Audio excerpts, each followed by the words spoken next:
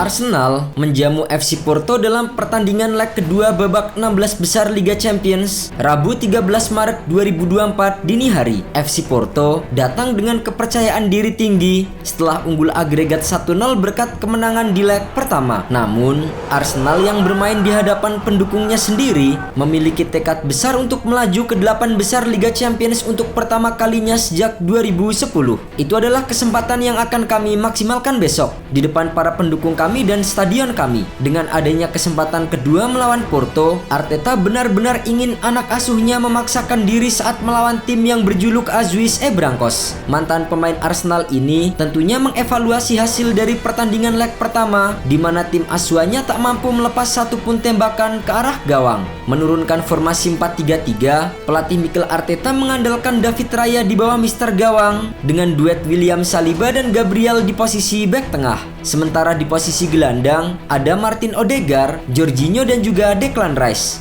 Dan untuk trio lini depan, Bukayo Saka, Kai Havertz dan Lisandro Trossard diturunkan sejak menit pertama. Di sisi lain, FC Porto menurunkan formasi 4-2-3-1 dengan Pepe bertindak sebagai bek tengah dan juga kapten tim. Di usianya yang memasuki 41 tahun, mantan pemain Real Madrid itu masih bisa diandalkan timnya sebagai benteng tangguh di lini belakang.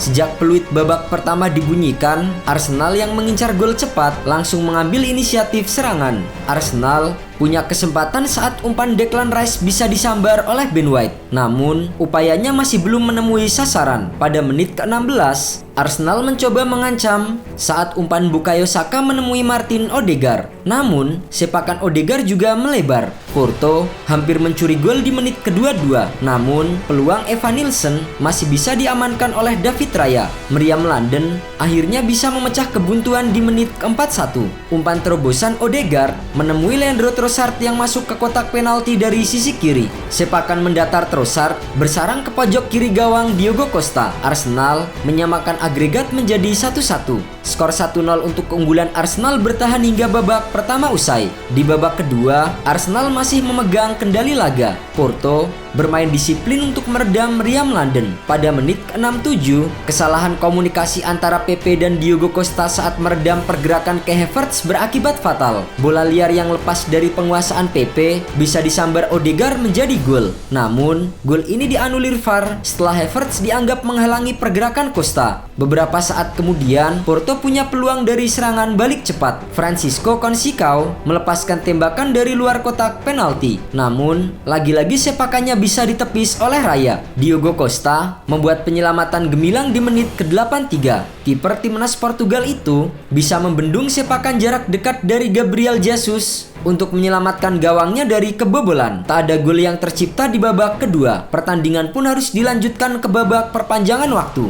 Arsenal mengurung lini pertahanan Porto saat perpanjangan waktu. Meski demikian, mereka tak cukup tajam hingga tak ada gol yang tercipta dalam 2 kali 15 menit. Pertandingan harus ditentukan melalui adu penalti. Di babak tos-tosan, Arsenal berhasil unggul lebih dulu lewat eksekusi Martin Odegaard. Namun, Pepe berhasil menyamakan kedudukan sebagai eksekutor pertama Porto. Kai Havertz kembali membawa Arsenal unggul 2-1 di penendang kedua. Sementara penalti Wendell hanya bisa menerpa tiang. Semakin di atas angin, Arsenal unggul 3-1 setelah eksekusi Bukayo Saka tak mampu dibendung oleh Costa. Namun, sepakan dari Marco Grujic masih memberi asa untuk FC Porto. Declan Rice yang menjadi eksekutor keempat tanpa kesulitan berhasil membawa timnya unggul 4-2. Dan David Raya akhirnya tampil sebagai pahlawan kemenangan Arsenal setelah menepis tembakan Gelano dan memastikan kemenangan 4-2 Arsenal atas FC Porto. Kini, 6 tim telah dipastikan melaju ke babak 8 besar Liga Champions. Selain Arsenal, ada juga Barcelona, Bayern Munchen, Manchester City, Real Madrid dan juga Paris Saint-Germain. Kesuksesan ini menjadi yang pertama bagi Arsenal setelah menunggu selama kurang lebih 14 tahun untuk kembali lolos ke 8 besar Liga Champions. Terakhir kali The Gunners lolos ke perempat final adalah di musim 2009-2010 saat masih diasuh oleh The Professor Arsene Wenger.